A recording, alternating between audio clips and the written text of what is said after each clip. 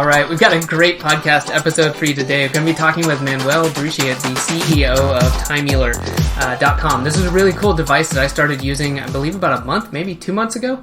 In the show notes, you can find the link to how I'm using that with the ideas behind Clockwork, a book by Mike Michalowicz. But back to Manuel, this was a great conversation. I literally just got off the call and recorded this intro because I was really excited after talking to him. He has some great ideas about building remote teams, why he's done that, and it was by design, as well as a great idea for how he does his onboarding. Don't want to spoil that. I'll leave that for you to listen to, but we cover a lot of ground, some really great ideas, had a great time, and I think you're going to really, really enjoy this interview. Hey everyone, I'm Adam Moody, and today I'm talking with Manuel Bruschi about his background, his business Timeular, and the use of automation and team building in today's world and how it can help you, whether you're on your own, leading a large team, or somewhere in between. So with that, we're just going to jump right into it. Welcome, Manuel. Yeah, hey Adam, thanks for having me. Yeah, definitely. And, I just want to start everyone on the same page. So I'm just going to ask you, but guess in your own words, for a little bit about your background and experience. I guess just so we can kind of get on the same page and understand a little bit more about who you are and where you're coming from.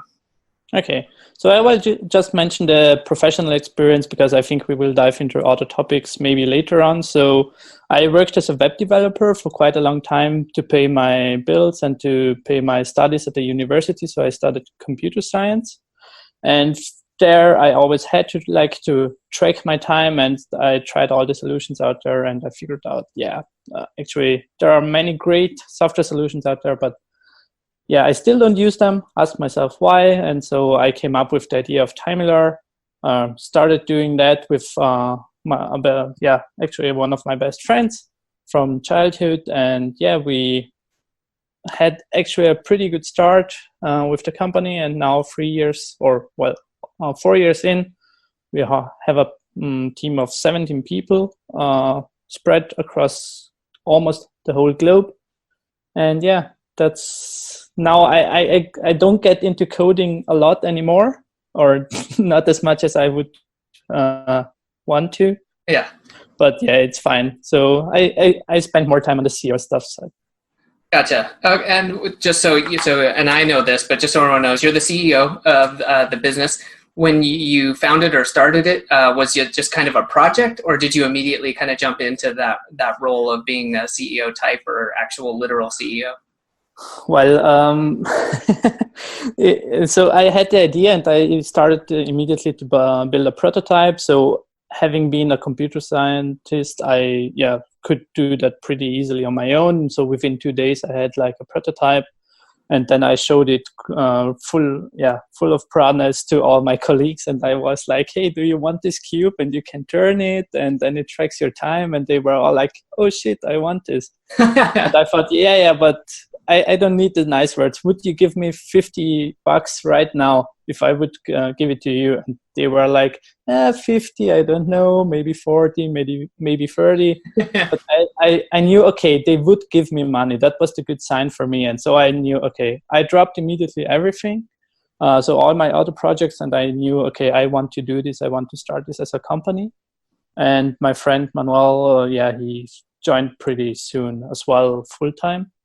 And in the beginning, we were basically doing everything. So we were 4 founders back then, and everyone was trying to do everything we can because we had no money. We tried to bootstrap for 1 year, but having hardware, it was not that easy. And we needed a lot of money to get the thing off the ground. So we did a crowdfunding campaign, Kickstarter, but everyone thinks like, Kickstarter, you just make a good video and then you post the video and then the money comes just on its own. But actually it was 10 months of intensive preparation and getting the word out before we actually launched the campaign. Good deal. But you guys were pretty successful. I forget the exact amount, but you guys exceeded your goal, right?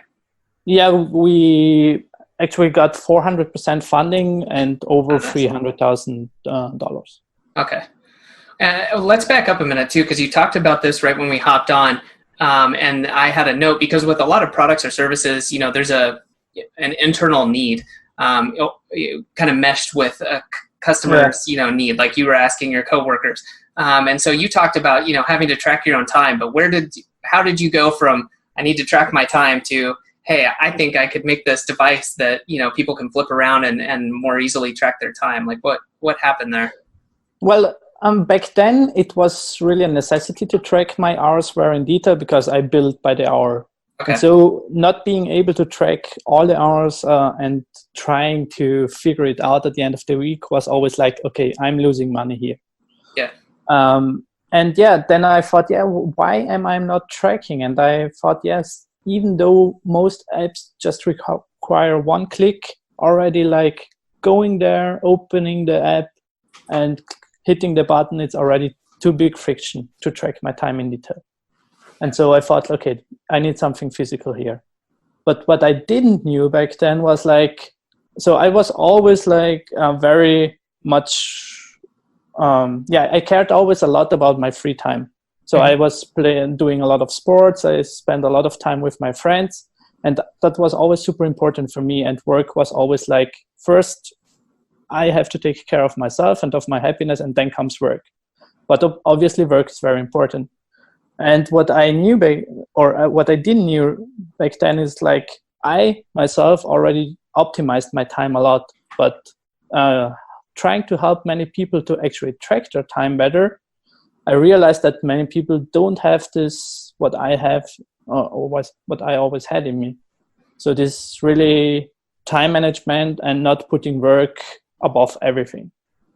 And I saw this a much bigger opportunity, like not just help the people to track their time, but actually to understand where it goes and to improve how they actually spend their time so they can increase the quality of the time they have. Because in the end, it's not sky is the limit, I always say, but time is the actual limit you have in life. Mm-hmm. Yeah, that's good. I think, I'm sure there's more than two sides to this, but the two that immediately come to mind, like you're talking about, is understanding where your time is actually going, and just the sense that, like you were saying, if you get to the end of the week and you're like, and somebody asks you, hey, write down just to maybe even by the hour, not even 15 minutes or 30 minutes, what you've done for the past week, nobody could do that. Like it's impossible. Yeah. And so I think for a lot of people, that's the first step of time tracking, is really understanding where your time's going. And then the second part of that is either improving, optimizing, or just using that tracking for something, whether it's hourly billing, improving your efficiency. So you can say, hey, I only want to work 5 hours, but I just want to be really productive and then go do the rest of my life. So yeah, that's interesting. Yeah. Go ahead. Sorry. No, but so how we envision this right now is like, actually do it for yourself, track the time for yourself to understand and improve it. And the timesheet just becomes a side result of the whole thing. So it's just a nice to have that you get done by the way. Yeah, and I've got to know, I bet I could have, hopefully, maybe I could have looked this up. So everyone can't see this, but I'm holding this in my hand. I've got the Timeular device. It's an 8-sided, and I'll include a picture of this, and I've talked about it before, but how did this like actual physical design come about? Was there different iterations? This is one of those, it's going to keep me up at night now that I've thought about it. So we started actually with a 6-sided cube. Mm-hmm. And then over time we said, okay, 6 sides, that's actually, not enough. People always ask for more sides. Actually, many people ask for a D10 or D20 or D50. But we kind of try to find the sweet spot between all of those things where you don't spend too much time fidgeting around, finding the right side. And but still you are able to track most of the important things that you actually need to track. Gotcha. And so that's how the 8 sides came up. Yeah, I was interested if there was something behind that, or I assumed it's kind of like what you said, you iterate and go with that. Yeah, I think a D20 or something would just be insane. You probably have this like soccer ball size thing. Yeah, right. Well, that's cool. So, you talked about physical activity being important. I'm a big fan of that.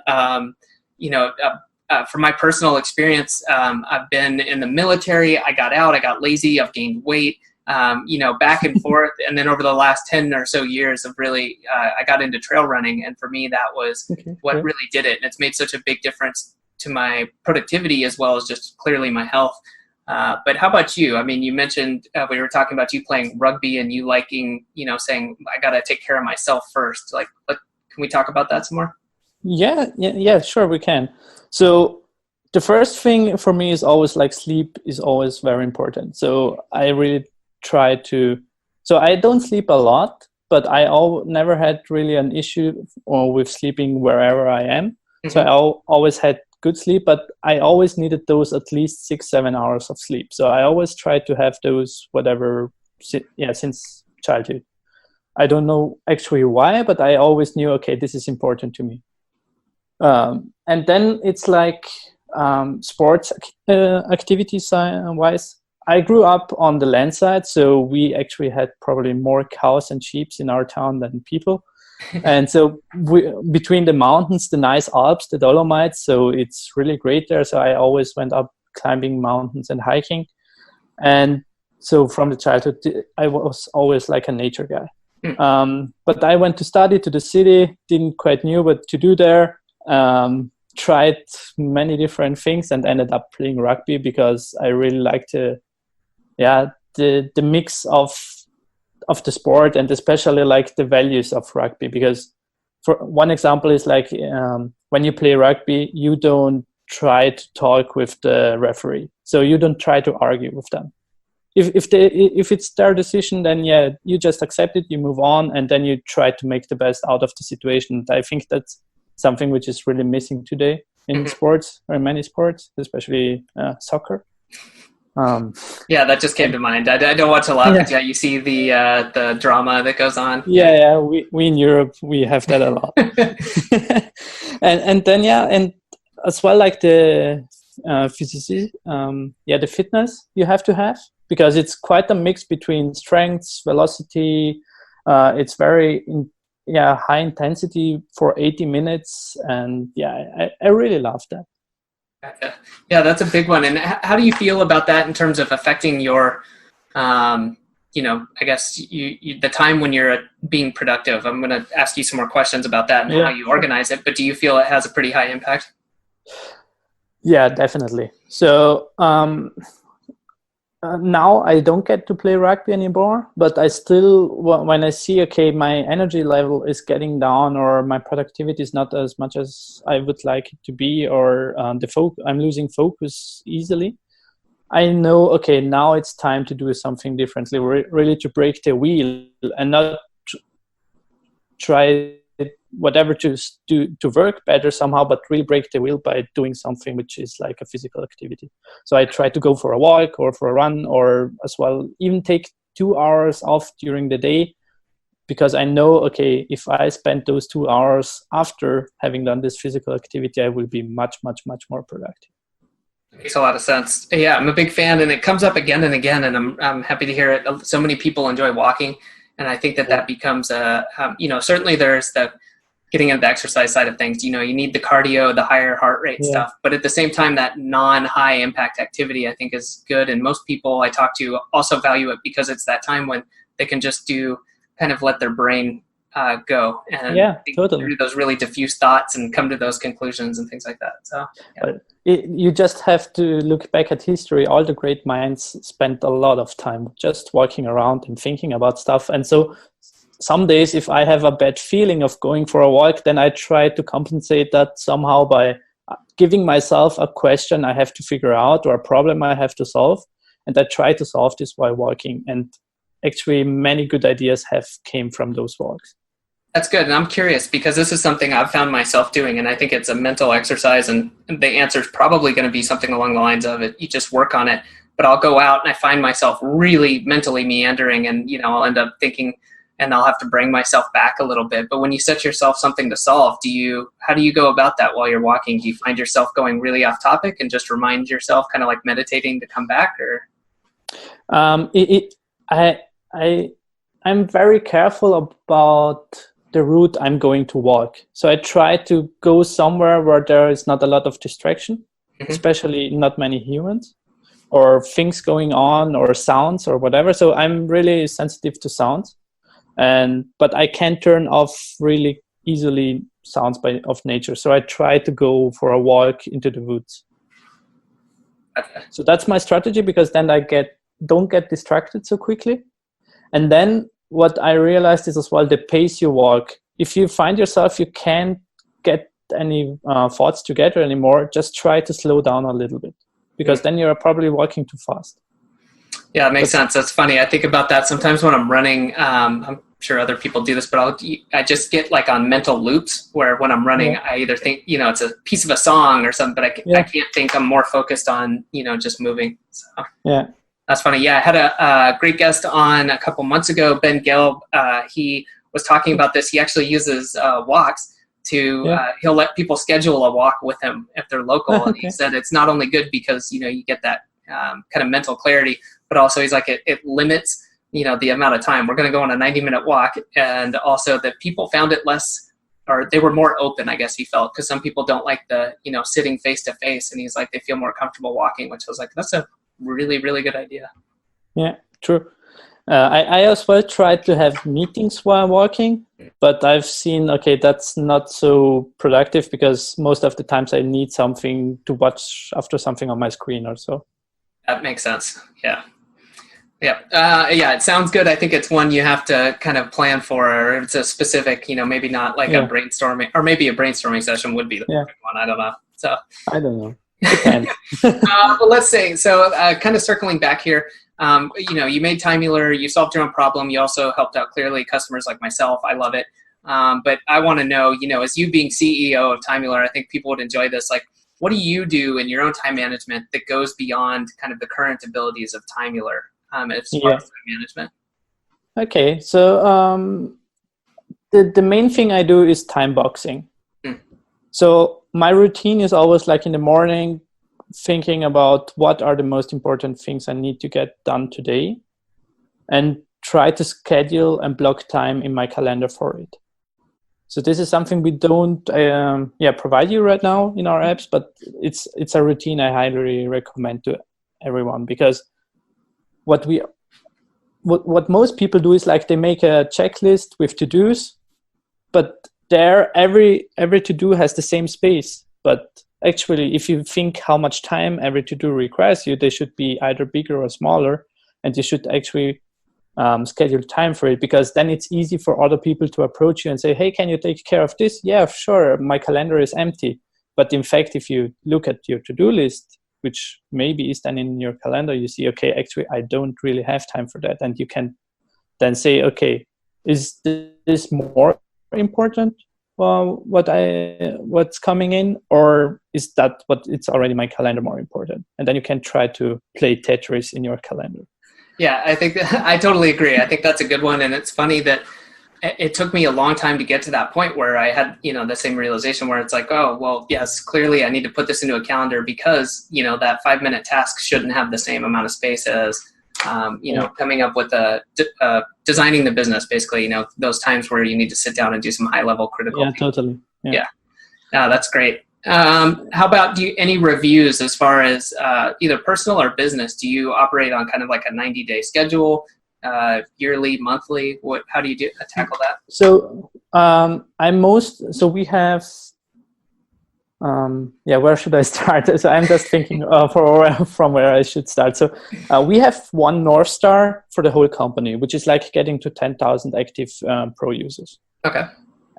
And we break that down then to monthly goals or quarterly goals.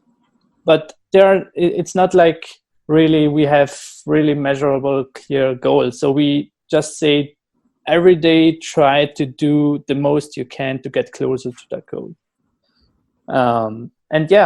From there we do reviews, but not like to point at people, but more for the sake, okay, what can we learn from this? So I'm always like, I never stop learning, and I think everyone in our company never stops learning. And we really try to take every possibility we have to learn either from our mistakes or from our customers. So we take feedback very seriously and try to get as much as we can. Go ahead. Coming back to metrics, so or what we actually look like is like, that North Star. And that really helps me like as well with the time boxing. Because then I always can really easily weigh off, okay, what's more important right now. Yeah, I can definitely back that up. I just, this is really timely, which is nice. Had a meeting with a group I'm in, and we were just giving updates on what we've been up to over the last week. I talked about some of the planning we were doing. They said, well, are you reviewing with your partners? what your yearly and kind of longer term goals are. And I said, you know what? No, like we're doing that quarterly, but we're not doing that regularly just because we felt like it was kind of redundant. But then we realized even though we do quarterly planning, we'd starting to drift because we weren't kind of aligning all the daily stuff with, okay, those are the big goals instead of, getting down in the details. So I think that's a great thing. So as far as setting goals and reviewing with people too, I believe, did you say that you have a fully remote team? Yes, right. Okay, definitely want to talk about this. So what, let's go into it. Yeah, I'm trying to think. There's so many questions here. I guess the first question is, was this something you did by design, or is it just kind of the way it worked out? No, it's really by design, because I think if you want to build something great, you need great people. And I knew that whatever I wanted to build, it's going to change over time. But if you have the right people, that's not going to be a problem. And if they can adapt to the situation and learn. And I knew wherever I'm going to establish my company in Austria, so that's, you just think of it, it's like a country with 8 million people. I will never be able to access the talents that we need. And so I knew, okay, we need access to a broad pool of talents, and I knew, okay, we have to go remote. Gotcha. And now how many, I guess, so you started with one partner, right? And then now how many people do you have on the team? We are 17 right now. Wow. Okay. Yeah. So how do you guys do that? What's the kind of the game plan? Do you guys do like a weekly stand-up, or how do you guys keep in touch and on the same page? Okay. So what helped us a lot is like to structure ourselves into 3 teams, with each team having like a clear responsibility. And so that team is always like talking a lot to each other. So within the team, and they have daily calls, weekly calls, they can organize themselves how they want. What we do company-wide is like, we on the, like, let's say management team have one weekly call, and where we align ourselves. And then within the teams, we have one-on-ones, I think one every 2 to 3 weeks. And then what we do to like bring people from the different teams together, it's like having one monthly all hands in call. And we do as well, like we call them donuts, which is like, it's like a chat roulette. So every week 3 people randomly get put together and for a 30-minute chat. And that really helps like to connect the people from the different teams. And then we have like at the end of the week, everyone posts like one achievement and one learning from the week. And then we use Slack to communicate, and we are pretty careful how we use Slack, because that can get messy really quickly, but we figured out how to use it productively. Well, let's talk about that then. What I think people will be interested. I know I'm an avid user of Slack. What are some ideas like you have for people, like what can go wrong, and then what could maybe they do right to help them use Slack better? Well, I think the biggest leverage or the biggest productivity hack for Slack is like turn off the notifications, all of them, except when you get mentioned. And really ask people to mention you if they really want you to read something. That's the first thing, because then it gets quiet pretty quickly. The second thing is like use threads. In the beginning, it's always hard for people to get into using threads. But so how we did is like, especially Manuel, my co-founder, and I really enforced it by using them a lot. After some time, more and more people started using it. And so, it took us some time, but now everyone is using them pretty well. That's the second thing, because then it's easy for you to skim over a channel and to see, okay, interesting, not interesting, is interesting, not interesting.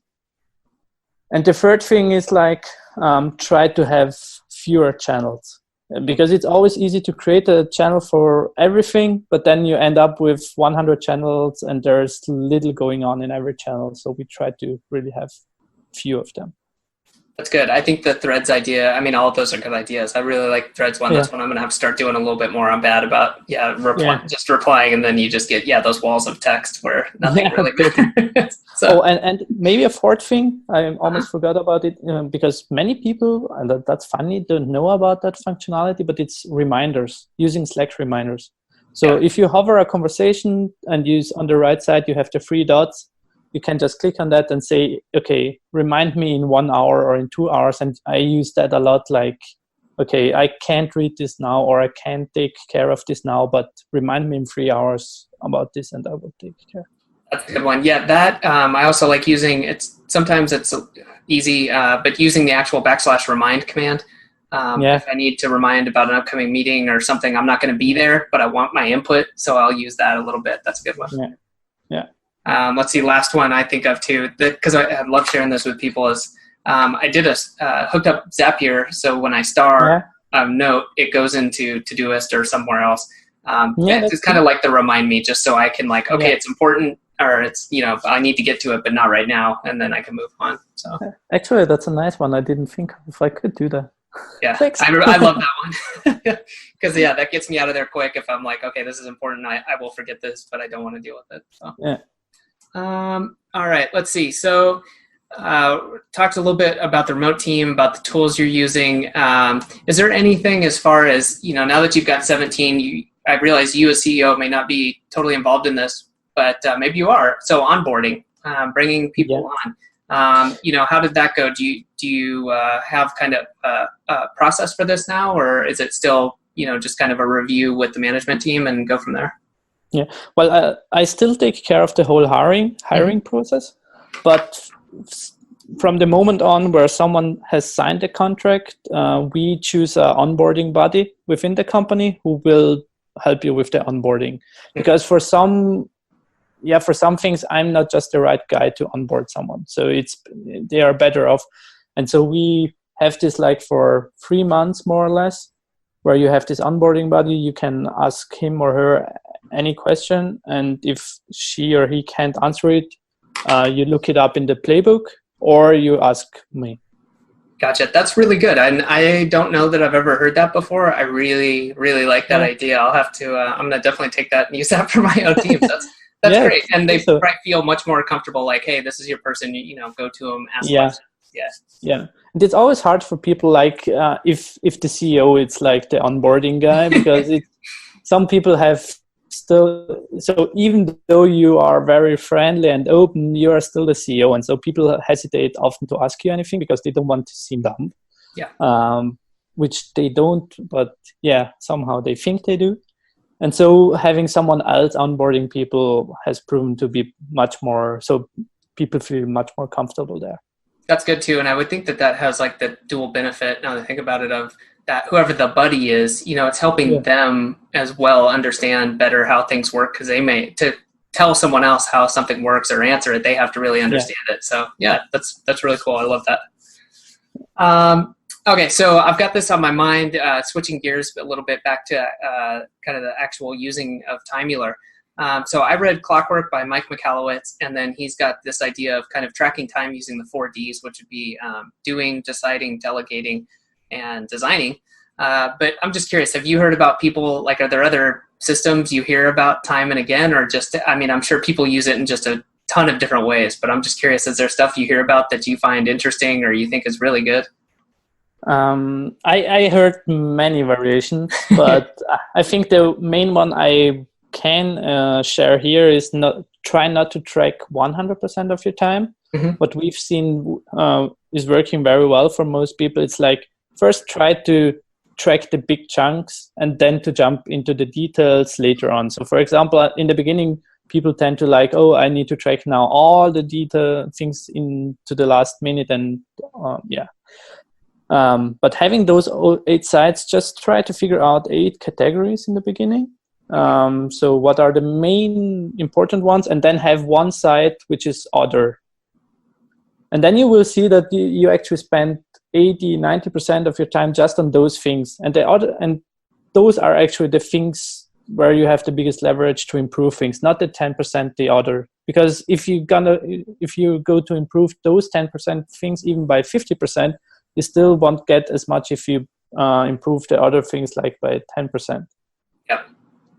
And that's something that we see helps people a lot. So that's my recommendation, actually. No, that's good. And yeah, we talked about this a little bit before we started, and I think that's so true. Just coming from doing this manually on pen and paper, and actually, well, nobody else, but you can see this, but I went back and did it a couple days ago just to be like, oh, I want to get really granular again for a few days, really see what's popping up. But now that I've done that a few times, now that I'm using the Timeular device, it's no longer as needed. Whereas before I would try to do it once every couple months just to make sure that I'm not missing anything. And I agree. I think a lot of people get burned out on time tracking when they hear about this, like, oh, I can do this, but now I've got to write something down every 5 minutes. And it's, that's not going to work. Or just to make an example, maybe to make it more clear, it's like I have two sides where one is like internal communication and one is external communication. So internal communication, it's meeting, emails, whatever internally and Slack. And external is like meetings, calls, whatever externally. And if I see that one of those things takes up too much of my time, only then I start to dive deeper and try to figure out, okay, how much is Slack, how much is email, how much is meeting, those things. But you don't need to improve everything on day one. It's more first to get like the awareness about how is your time spread over all your activities. Definitely. I totally agree. And then iterating from there, like you said, it's showing you the answer. Just by doing this, you're making yourself aware of where you can make those changes. And then that just kind of snowballs over time. Yeah, totally. Cool. So obviously you use your own device. We've talked about Slack.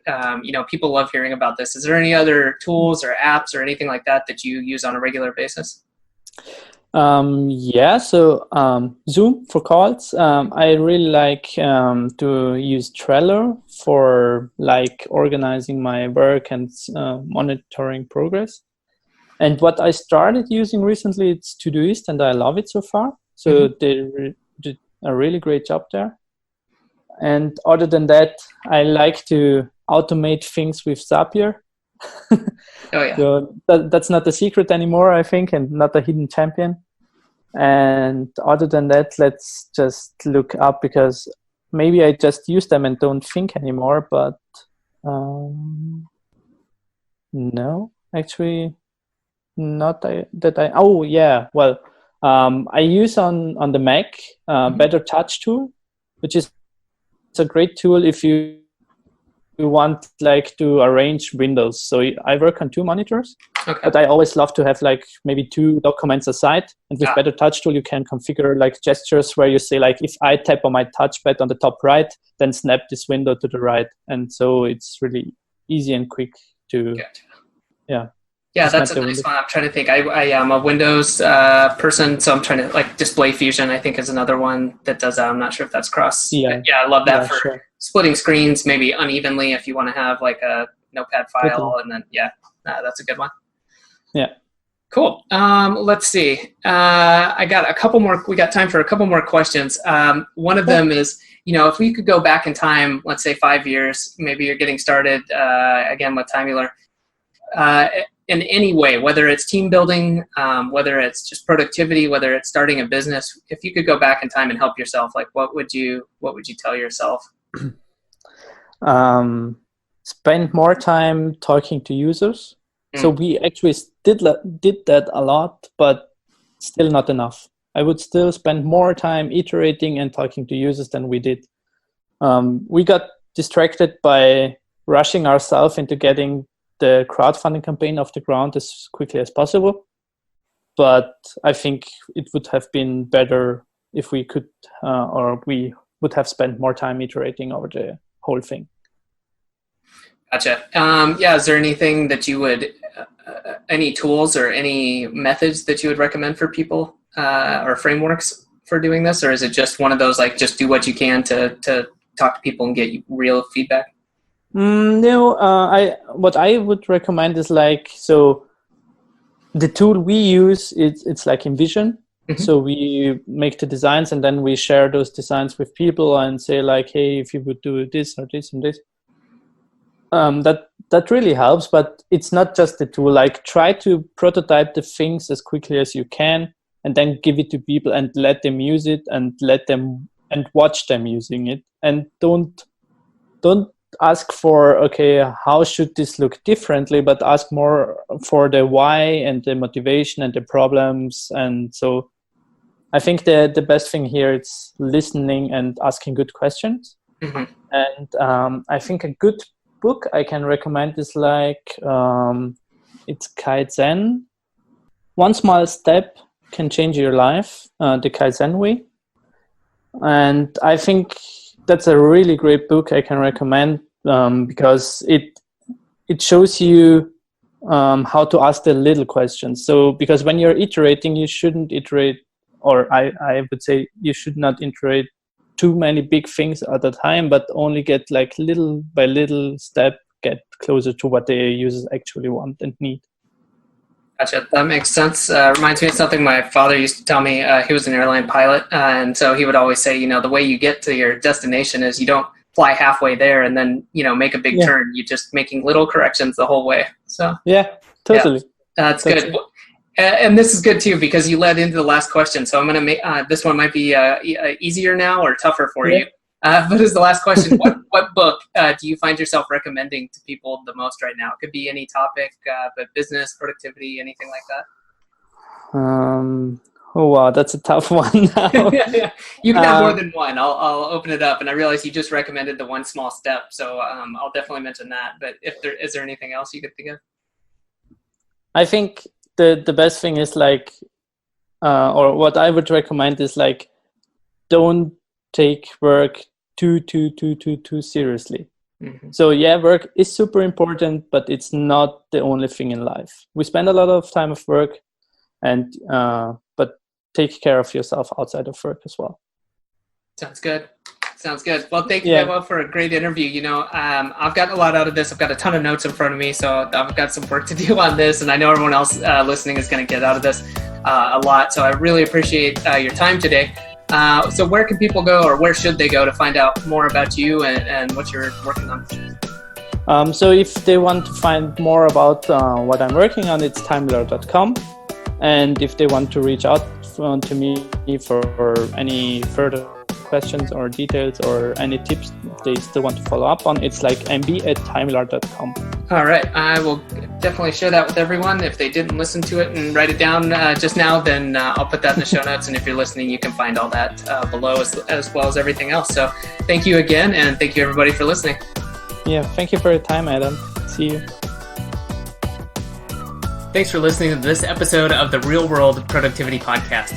If you know someone that would enjoy this episode, please grab the link and send it via email, message, or whatever means works best. Now, if you're looking for more ways to increase your productivity, time management, and team building skills, be sure to go to productivity.academy/resources to find out what tools, cheat sheets, and services can get you started and make the most impact right now. For those who want to make fast changes and want to save dozens of hours, I highly recommend joining the 14-day Productivity Foundation Challenge at productivity.academy/foundation challenge. This 14-day challenge takes minutes per day, but will help you develop or improve your daily review to get more done with less distractions and loss of focus. You'll also get over-the-shoulder directions for setting up an automation to save dozens of hours and the process for deciding what else you should automate and how to do it. And if you're serious about continuous improvement and you know that productivity, time management, and team building will impact every area of your personal and professional life, join us in the Growth Automation membership. Find out more at productivity.academy/join.